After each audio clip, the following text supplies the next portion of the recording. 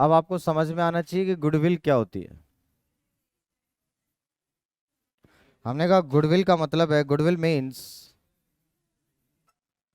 Incremental profits. Actual में ये chapter, अब क्या सभी में यही आएगा गुडविल। हर टॉपिक के अंदर आपके पास गुडविल का टॉपिक आएगा, चाहे वो चेंज इन पीएसआर हो, चाहे वो रिटायरमेंट हो, डेथ हो, एडमिशन हो। सारे चैप्टर्स के अंदर हर क्वेश्चन के अंदर आपको गुडविल का ट्रीटमेंट करना है। और उससे पहले एक चैप्टर है आपके पास वैल्यूएशन ऑफ गुडविल।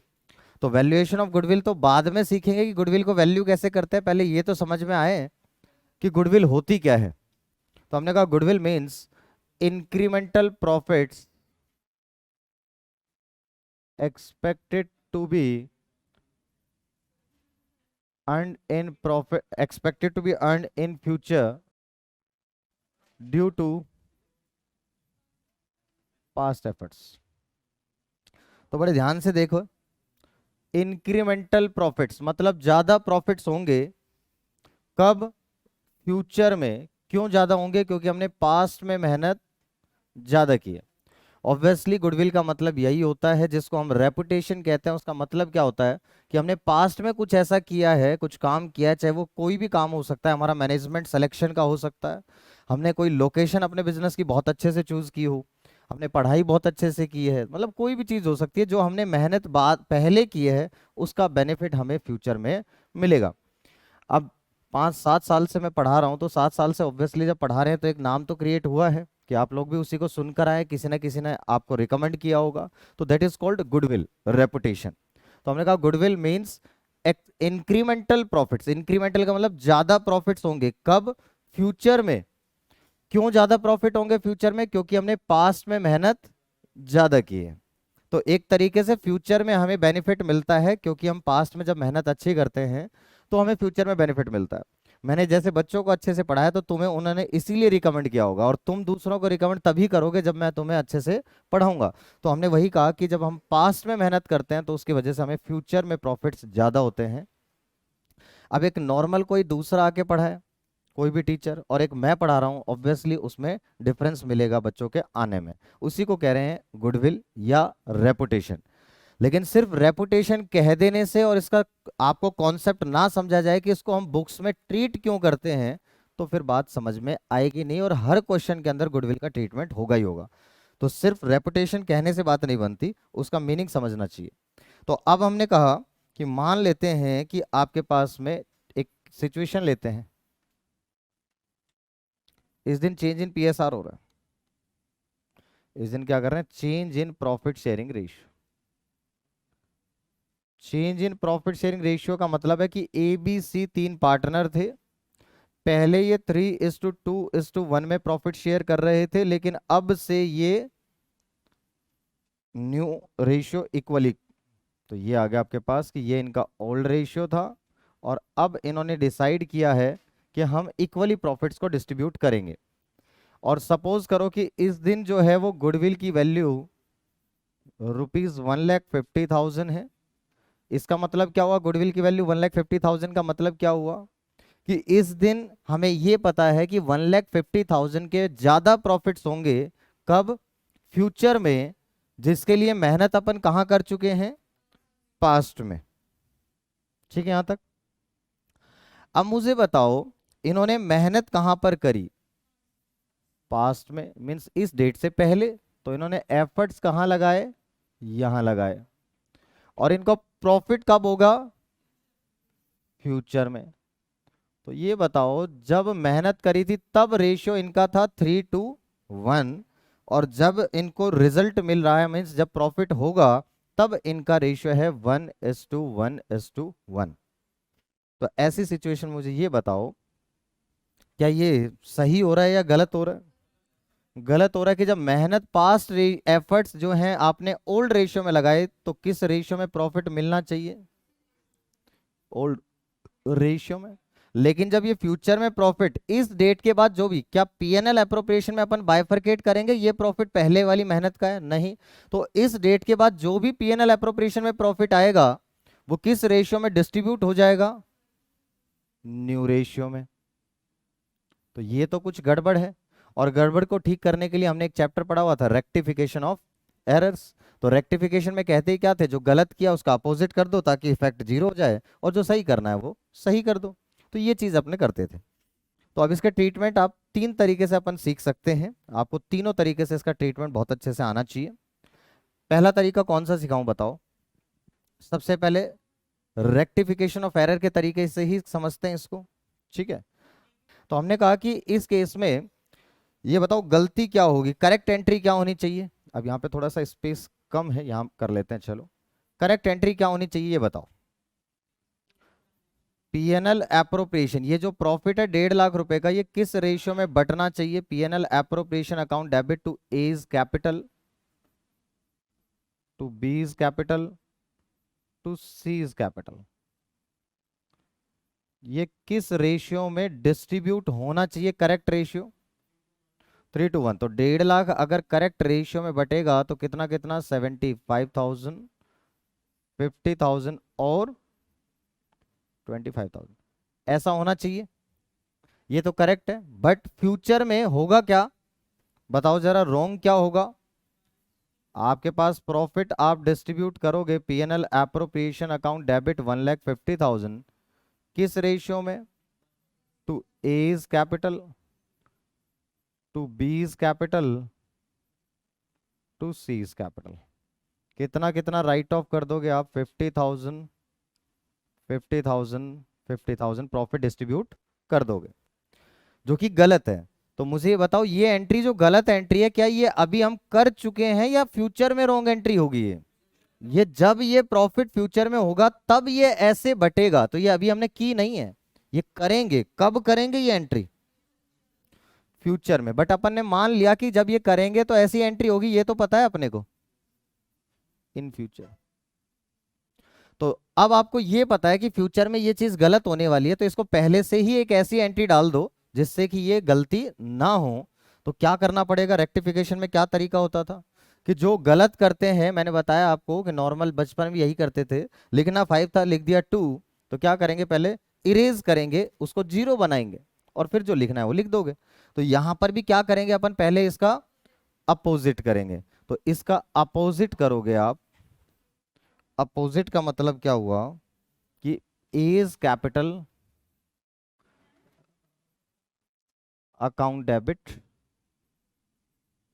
बीज कैपिटल अकाउंट डेबिट,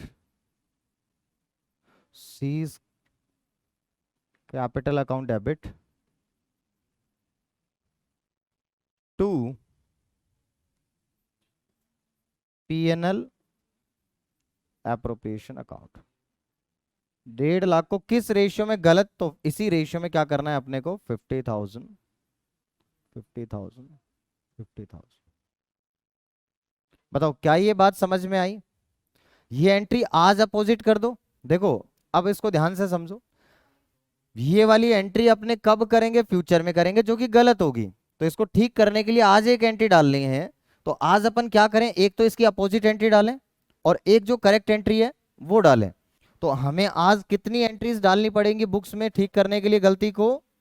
2 एंट्रीज।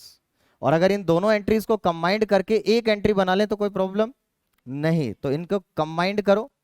अब ये कंबाइंड करके क्या एंट्री आ जाएगी? पीएनएल एप्रोप्रिएशन कैंसिल हो जाएगा। एज कैपिटल देखो, डेबिट है 50, क्रेडिट है 75, तो क्या बचेगा अपने पास? To A's capital 25,000। बी की कैपिटल बराबर है डेबिट पे 50,000, क्रेडिट पे 50,000, तो क्या हो गया? कैंसिल हो गया। और सीज कैपिटल, क्रेडिट है 25 और डेबिट है 50,000, तो क्या आ जाएगा? तो सीज कैपिटल अकाउंट डेबिट 25,000। बताओ, अब एक बात को बड़े ध्यान से समझ लो, क्योंकि ये बिल्कुल बेसिक था, इसका बाद में इसका शॉर्टकट निकलेगा। ये सिर्फ करने का तरीका है, हमें ऐसा करना नहीं है, लेकिन ये क्यों करते हैं ऐसा उसको समझने के लिए जरूरी है। मैंने क्या कहा कि गुडविल का मतलब क्या है? Incremental profits expected to be earned in future due to past effort, कि हमें ज्यादा प्रॉफिट्स होंगे कब? फ्यूचर में, क्योंकि हमने मेहनत पास्ट में ज्यादा करी है। तो तो हमने एक सिचुएशन ली, एग्जांपल ली कि ABC 3 पार्टनर हैं जिनका पहले रेशियो क्या था 3:2:1, और वो आज अपना रेशियो क्या कर रहे हैं, चेंज कर रहे हैं किसमें, 1:1:1। इस दिन इनकी गुडविल है 1.5 लाख। इस गुडविल का मतलब क्या हुआ कि 1,50,000 के प्रॉफिट्स इनको इस डेट के बाद ज्यादा होंगे, जिसके लिए ये मेहनत कब कर चुके हैं, पहले ही कर चुके हैं। तो ये जो मेहनत करी थी तो इनको प्रॉफिट भी किस रेशियो में मिलना चाहिए, 1,50,000 ओल्ड रेशियो में मिलना चाहिए। मींस करेक्ट एंट्री क्या होनी चाहिए, 1.5 लाख बटना चाहिए ABC में 3:2:1 में। लेकिन ये क्योंकि ये प्रॉफिट्स होंगे इस डेट के बाद, और जब ये प्रॉफिट होंगे तब हमारा रेशियो क्या होगा, न्यू रेशियो इक्वल होगा। तो हमने इनको किस रेशियो में डिस्ट्रीब्यूट करेंगे फ्यूचर में, इक्वली, जो कि गलत होगा। तो उसका क्या कर दो, अपोजिट। इन दोनों एंट्रीज की जगह क्या तो ये 2 एंट्री कर दो आज बुक्स में, या 2 की जगह कंबाइंड करके अपन 1 एंट्री भी कर सकते हैं। तो इन दोनों को कंबाइंड करके ये एंट्री आ गई। अब आप देख सकते हैं कि अगर आज हम बुक्स में कौन सी एंट्री डालेंगे, मुझे ये बता दो। ये वाली एंट्री कब डालेंगे अपन बुक्स में, आज। और ये कब डलेगी, फ्यूचर में। इन दोनों एंट्री का कंबाइंड इफेक्ट देखो आप, ऐसा आएगा जैसे कि हमने उसको किस रेशियो में बांटा हो, ओल्ड रेशियो में बांटा हो। मैं क्या कह रहा हूं, फिर दोबारा से सुन लो। मैंने कहा आपसे फ्यूचर में प्रॉफिट जो बटेगा ना 1.5 लाख, ये किस रेशियो में बढ़ जाएगा, न्यू रेशियो में, जो कि गलत एंट्री होगी। तो ये वाली एंट्री कब होगी, फ्यूचर में। ये हमें पता है कि ये गलत होगी, तो आज इसके लिए एक अपोजिट एंट्री डाल दें, ताकि उनका इफेक्ट क्या हो जाए, जैसे कि हमने कुछ किया ही ना हो। और फिर जो सही एंट्री है वो सही कर दो। यही तो बताया, लिखना था 5, लिख दिया 2, 2 को इरेज करो, इरेज कर दिया। और फिर 5 लिख दो, तो आपने कहा कि 5 लिख दो। मीन्स 2 काम करने पड़ेंगे। अब instead of passing these 2 entries, आज क्या तो ये 2 एंट्री पास करो, या इन दोनों एंट्रीज को कंबाइंड करके 1 एंट्री ये भी तो पास कर सकते हैं। बात समझ में आ गई कि इन 2 एंट्रीज की जगह अपन 1 एंट्री पास कर दें, C's capital account debit to A's capital account. आज बुक्स में ये एंट्री डाल दो, फ्यूचर में ये वाली एंट्री डालेगी, दोनों का कंबाइंड इफेक्ट देखो। पीएनएल अप्रोप्रिएशन डेबिट हो जाएगा 150, और सी इसको देखो 2 एज कैपिटल, यहाँ पे भी 2 एज कैपिटल है, वहां 50 या 25 दोनों प्लस हो जाएंगे, तो कितना आ जाएगा, 2 एज कैपिटल 75,000, 2 बीज कैपिटल 50, इसमें बीज कैपिटल है ही नहीं, तो डायरेक्ट आ जाएगा 2 बीज कैपिटल 50,000। और सी की कैपिटल 50,000 क्रेडिट है, यहाँ पे सी की कैपिटल 25,000 डेबिट है, तो कितना बच जाएगा, 25,000 सी की कैपिटल क्रेडिट बच जाएगा। तो क्या ये एंट्री बन जाएगी हमारी, यस। बताओ, बात समझ में आ गई कि आज हमें हमारी बुक्स में एक एंट्री ऐसी करनी है, उसकी वजह से क्या होगा कि जब फ्यूचर में जो 1.5 लाख का प्रॉफिट है, गुडविल का जो अमाउंट है, वो फ्यूचर में न्यू रेशियो में बटे, तो ऐसा इंपैक्ट आए जैसे कि हमने उसको ओल्ड रेशियो में ही डिस्ट्रीब्यूट किया हो। बात समझ में आ गई, गुडविल का ट्रीटमेंट। इसमें एक्रूअल बेसिस कहां से आ गया, वही करेंगे, उसी साल में रिकॉर्ड कर रहे हैं। लेकिन ये बताओ, कोई पार्टनर आ रहा है या आपस में रेशियो चेंज कर रहे हैं, तो फ्यूचर में गड़बड़ होगी तो आज उसको ठीक तो करना पड़ेगा। एक्रूअल बेसिस ही हो रहा है यहाँ पर, ये एक्रूअल बेसिस के मना थोड़ी ना कर रहे हैं, कैपिटल लेन देन ही तो कर रहे हैं। तुम ये बताओ, एक चीज को सोचो, मैंने 7 साल मेहनत करी, 20 लाख रुपए इंस्टीट्यूट में खर्च कर दिए, अब तुम आ रहे हो और कह रहे हो सर 20 लाख में से 10 लाख रुपए लो और 50-50 पार्टनर बना लो। क्या ये मेरे साथ अन्याय नहीं हो जाएगा कि 10 साल की जो 7 साल की जो मैंने मेहनत करी है, उसका तो मुझे पैसा मिला ही नहीं। तो मैं तुमसे ये नहीं कहूंगा कि नहीं अभी तो 10 लाख में नहीं 50 लाख दो, तब जाके 50% ओनर बनाऊंगा। और वो जो एक्स्ट्रा मांग रहा हूँ 40 lakh, that is my goodwill. वही तो गुडविल है कि मैंने जो मेहनत करी, जो फ्यूचर में प्रॉफिट होगा 40 लाख, वो मुझे आज ही दो। उसमें कहाँ गलत है, समझ में आ गई बात, क्लियर है। गुडविल का मतलब समझ गए ना। अब क्या होता है जब बिजनेस को ऐसे बेचते हैं या कोई पार्टनर बनेगा, तो उसको पार्टनर क्या मैं सिर्फ 10 लाख पे बना दूंगा, नहीं।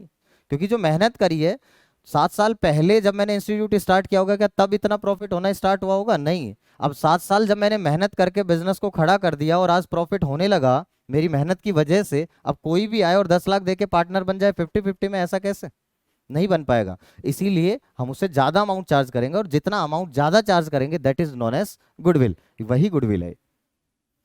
आया सबको गुडविल का कॉन्सेप्ट समझ में कि गुडविल का क्या कॉन्सेप्ट है, क्यों गुडविल यहाँ पे हम बुक्स में उसको ट्रीट कर रहे हैं।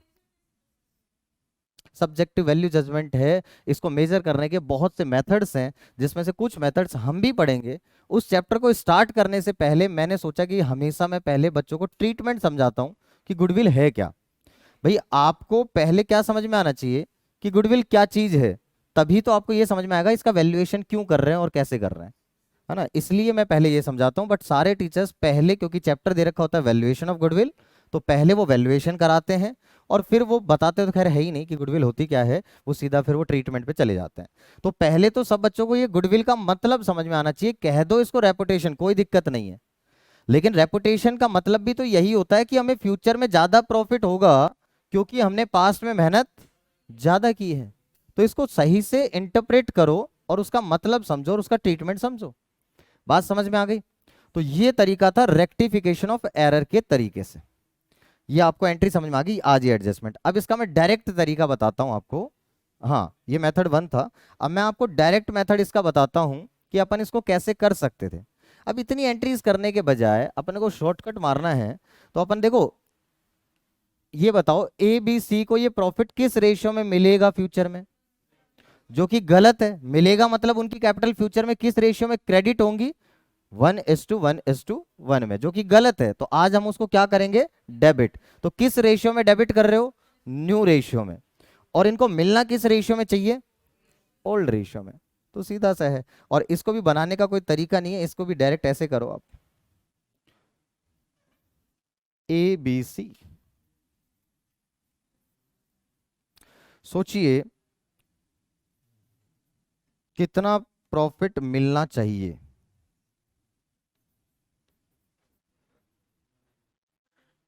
कितना मिलेगा। बात समझ में आ गई। इनको मिलना कितना चाहिए और मिलेगा कितना कितना। तो मुझे बताओ ए बी सी को कितना मिलना चाहिए। 3:2:1 में मिलना चाहिए, मतलब 75,000, 50,000, 25,000। क्या ये बात सबको समझ में आई कि 1.5 लाख रुपए के प्रॉफिट के लिए मेहनत किसने करी थी, ए बी सी ने। किस रेशियो में, 3:2:1 में। तो उनको मिलना भी कितना कितना चाहिए, 3:1 में 75,000, 50,000 और 25,000। कोई दिक्कत। फिर अपन ने बात करी इनको मिलेगा कितना, तो इक्वली मिलेगा फ्यूचर में। जब ये प्रॉफिट होगा तब इनका रेशियो कितना होगा, इक्वल होगा, 1:1:1। तो मिलेगा कितना इनको, 50-50-50। कुछ प्रॉब्लम नजर आ रही है। ए को मिलना चाहिए था 75,000, बट ए को मिलेगा कितना। बेचारा दुखी है, एक कोने में बैठा है। ए मौज में है, बी मौज में है। बी क्या कह रहा है, मुझे तो मिलना भी कितना चाहिए था, 50,000, और मुझे तो मिलेगा भी कितना, 50,000, कोई टेंशन नहीं है। और सी तो अपना डांस कर रहा है, बल्ले बल्ले मौज हो गई। 25,000 मिलना चाहिए था, 50,000 मिलेगा। अब बी क्या कराएगा, इनका सेटलमेंट कराएगा कि नहीं कराएगा, कि चल भाई कोई बात नहीं, ये दुखी है, प्रॉफिट तो इसका ही था ना, मेहनत तो इसने करी। तो अब कौन देगा, किसको देगा, मुझे ये बताओ। भाई ये एक्चुअल में जो इसको ज्यादा मिल रहा है 25,000, वो किसका है, वो ए का है। तो ये 25,000 किसको देगा, ए को देगा, जिसको 25,000 कम मिल रहे हैं। बात समझ में आ गई। तो अपन जब ये देगा तो इसकी कैपिटल को कम करने के लिए डेबिट करोगे या क्रेडिट करोगे, ये बता दो। इसको क्या करेंगे, डेबिट। और जब इसको मिलेगा 25,000 का प्रॉफिट, तो इसकी कैपिटल कम होगी या ज्यादा होगी, ज्यादा। ज्यादा करने के लिए क्रेडिट। तो अब इसको मैं 2 लाइन लिख रहा हूं, एक हिंदी में और एक इंग्लिश में। तो हमने कहा जिसको ज्यादा मिलेगा वो उसे देगा जिसे कम मिलेगा। हाँ ये लो, जैसे कम मिल रहा है।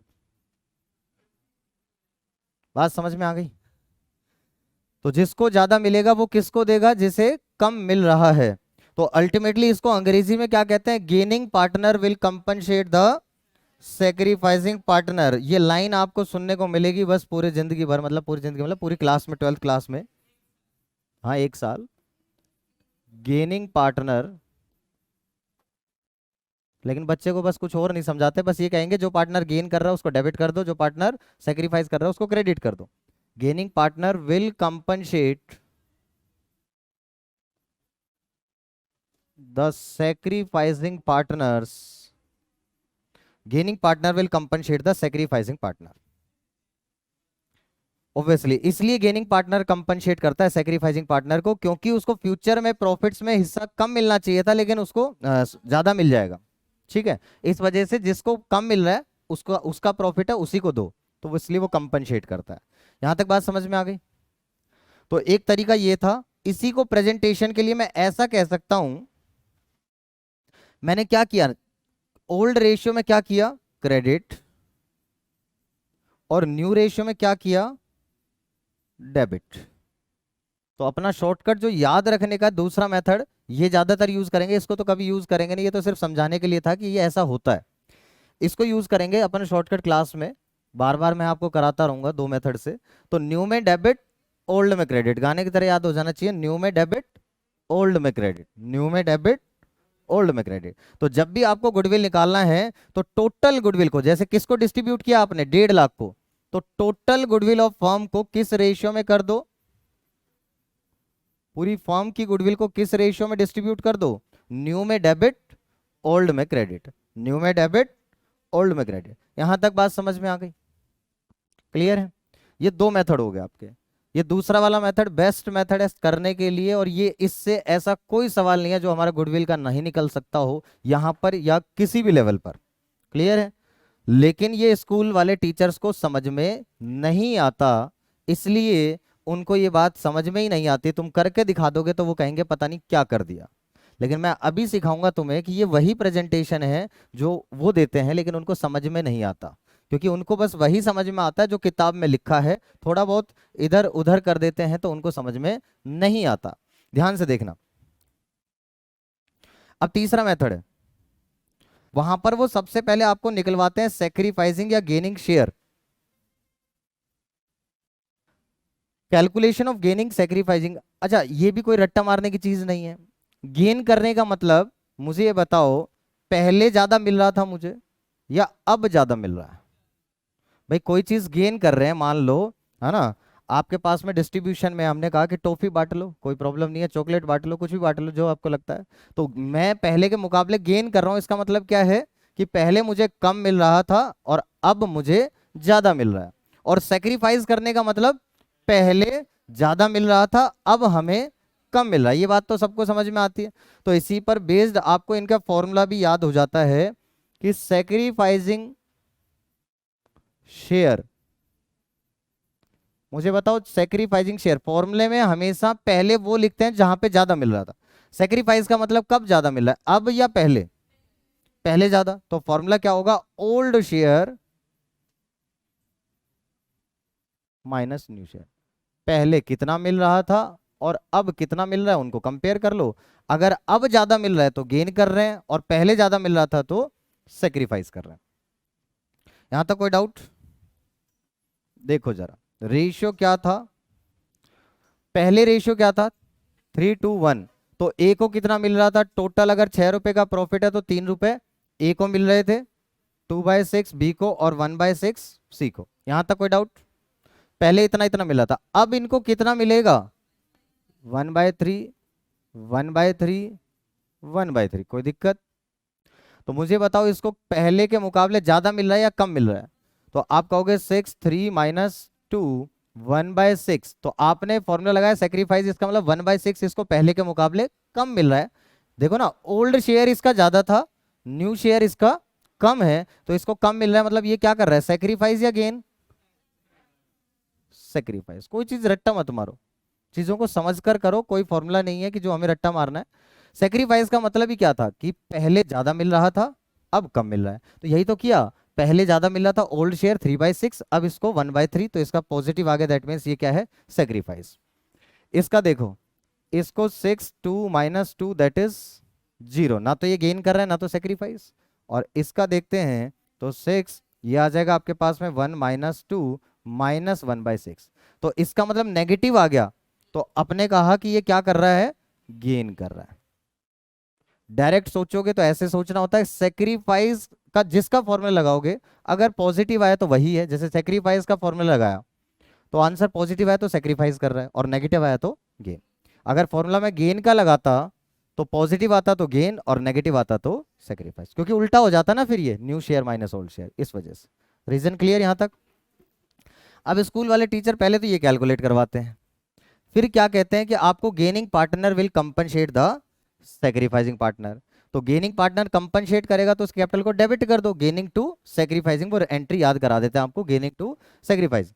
तो जो पार्टनर गेन कर रहा है उसको क्या कर दो, डेबिट। तो एंट्री क्या बनेगी, सीज कैपिटल अकाउंट डेबिट, और सेक्रीफाइस कौन कर रहा है, इज कैपिटल अकाउंट। तो एंट्री तो सेम बन गई।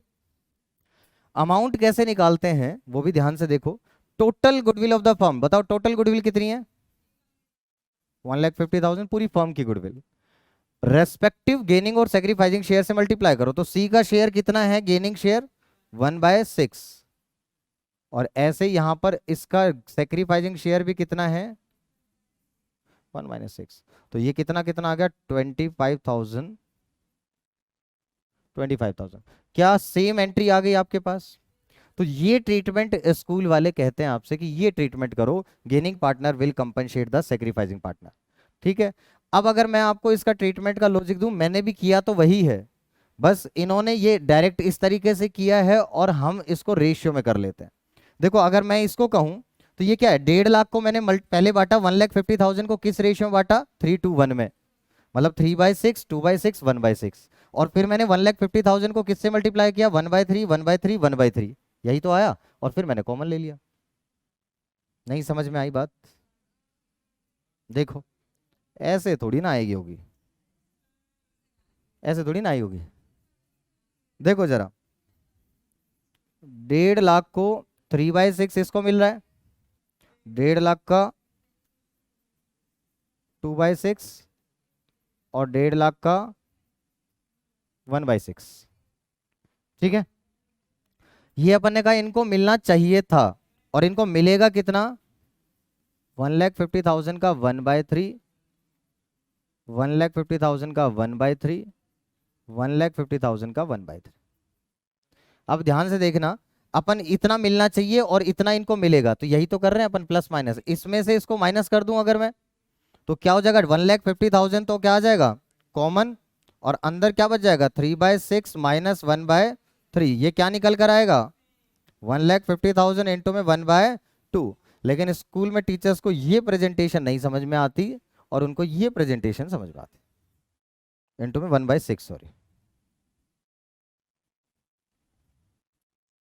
क्लियर? आगे बात समझ में? तो ये चीज की कहीं पे जरूरत नहीं है, लेकिन आपको अब जो दो मेथड याद रखने हैं वो क्या याद रखने, न्यू में डेबिट, ओल्ड में क्रेडिट। लेकिन किसको डेबिट और किसको क्रेडिट करोगे, total goodwill of the firm को, पूरी गुडविल जो है फर्म की, उसको न्यू में डेबिट, ओल्ड में क्रेडिट, ये डायरेक्ट तरीका। और दूसरा तरीका जो याद रखोगे, gaining partner will compensate the sacrificing partner. तो आप क्या याद रखोगे, पहले गेनिंग या सेक्रीफाइसिंग शेयर निकालना पड़ेगा, जो पार्टनर गेन कर रहा है उसको डेबिट, जो पार्टनर सेक्रीफाइस कर रहा है उसको क्रेडिट। अमाउंट कैसे निकालेंगे, total goodwill of the firm multiply by respective gaining और सेक्रीफाइसिंग शेयर। क्लियर है यहां तक? भाई दो पार्टनर सेक्रीफाइस भी कर सकते हैं, लेकिन ऑलवेज जितना सेक्रीफाइस होगा उतना गेन होगा, चाहे वो 2 पार्टनर सेक्रीफाइस करें चाहे वो 3 पार्टनर सेक्रीफाइस करें। बट ऐसा नहीं हो सकता सारे पार्टनर सेक्रीफाइस कर जाएं और सारे पार्टनर्स गेन कर जाएं, ऐसा नहीं हो सकता। कोई एक पार्टनर या 2 पार्टनर गेन कर जाएं, एक सेक्रीफाइस कर जाए अगर 3 पार्टनर हैं, या 2 आपके पास में सेक्रीफाइस कर जाए, एक गेन करे, बात एक ही है। क्लियर है? ऐसा नहीं हो सकता सारे ही गेन कर रहे हैं और सारे ही सेक्रीफाइस कर रहे हैं, कैसे कर सकते? एक ही तो रोटी है, उसमें से कैसे टुकड़े करोगे, है ना? किसी को ज्यादा मिलेगा तो दूसरे को कम मिलेगा ही मिलेगा। मीन्स गेन और सेक्रीफाइस का टोटल हमेशा सेम आएगा। ठीक है।